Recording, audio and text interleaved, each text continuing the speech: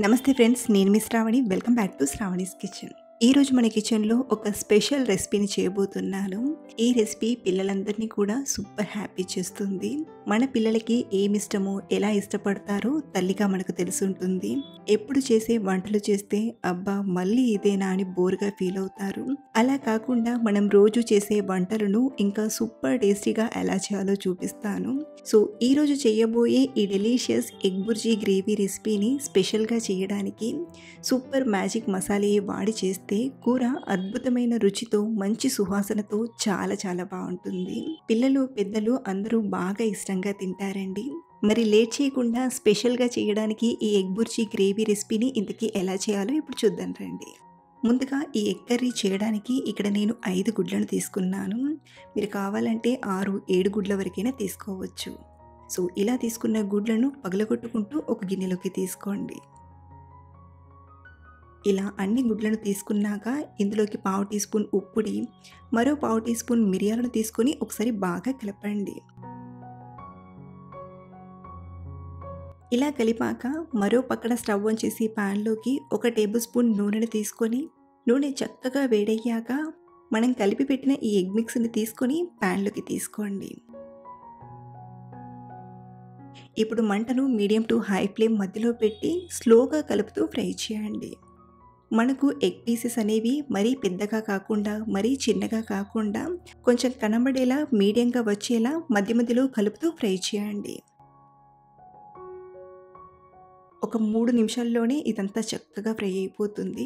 చూడండి, ఇదంతా ఇలా బాగా ఫ్రై అయ్యాక ఇలా ఫ్రై చేసిన ఎగ్ బుర్జీని ఒక ప్లేట్లోకి తీసుకొని ఇదే ప్యాన్లో మిగతా కర్రీని చేయొచ్చు.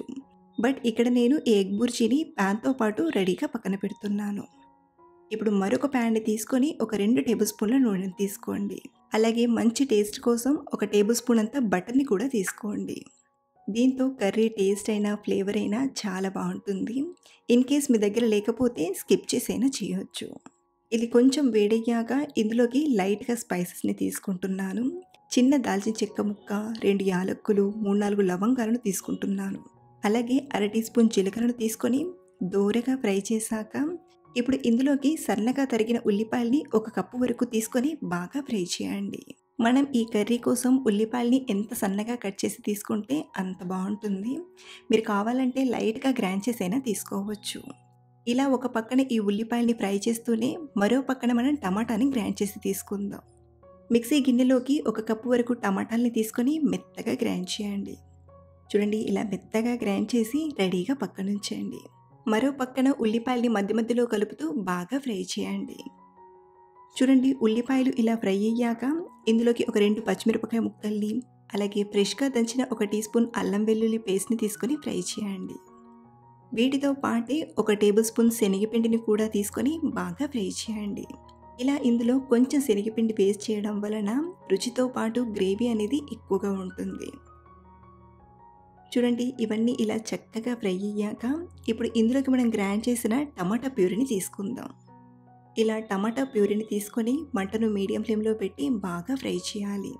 ఇందులో ఉన్న ఆయిల్ అనేది లైట్గా సపరేట్ అయ్యేంత వరకు ఇలా మధ్యలో కలుపుతూ ఫ్రై చేయండి. చూడండి, ఇదంతా బాగా ఫ్రై అయ్యి ఇలా లైట్గా ఆయిల్ వదులుతున్నప్పుడు ఇందులోకి 1/4 టీ స్పూన్ పసుపుని, రుచికి సరిపడా ఉప్పుని, 2 టీ స్పూన్ల కారం, 1 టీ స్పూన్ ధనియాల పొడిని తీసుకొని లో ఫ్లేమ్లో వీటన్నిటిని చక్కగా ఫ్రై చేయాలి.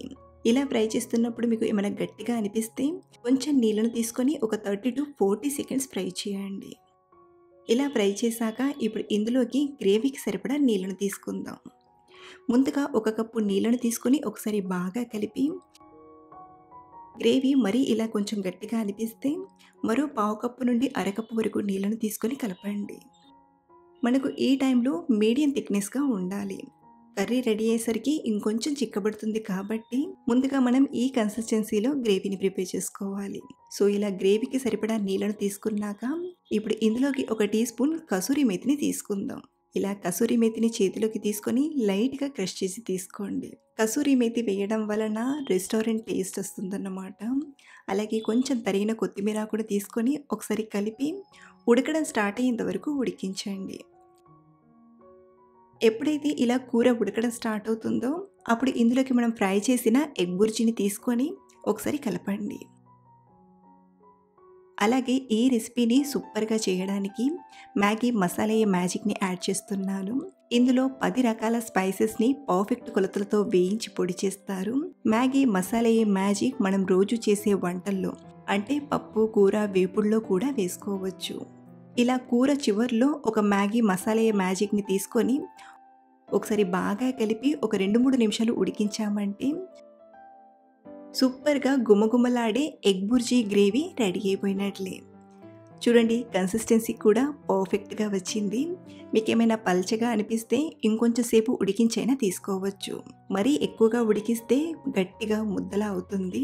ఇలా ఉందంటే ఇది కొంచెం చల్లారినా మనకు తినడానికి వీలుగా చాలా బావుంటుంది. చివరిగా కొంచెం కొత్తిమీర ఆకును తీసుకొని ఒకసారి బాగా కలిపి స్టవ్ ఆఫ్ చేసేయడమే. సింపుల్‌గా egg bhurji gravy curry ready అయిపోయింది. ఎప్పుడు చేసే ఎగ్ బుర్జీ కంటే egg bhurji gravy curry perfect టేస్ట్‌తో సూపర్‌గా కుదిరింది. పిల్లలు ఎప్పుడెప్పుడు తిందామా అని వెయిట్ చేస్తున్నారు. సో, సర్వ్ చేసేద్దాం. Super mummy. పిల్లలైతే ఎంత ఇష్టంగా తినేసారో. మీరు కూడా తప్పకుండా ఓసారి ట్రై చేయండి. ఈ రెసిపీ మీకు నచ్చితే ఒక లైక్ చేసి మీ ఫ్రెండ్స్ అండ్ ఫ్యామిలీకి షేర్ చేయండి. అలాగే ట్రై చేశాక మీకు ఎలా కుదిరిందో కింద కామెంట్‌లో మీ ఫీడ్‌బ్యాక్ ఇవ్వడం మర్చిపోవద్దు. Thanks for watching.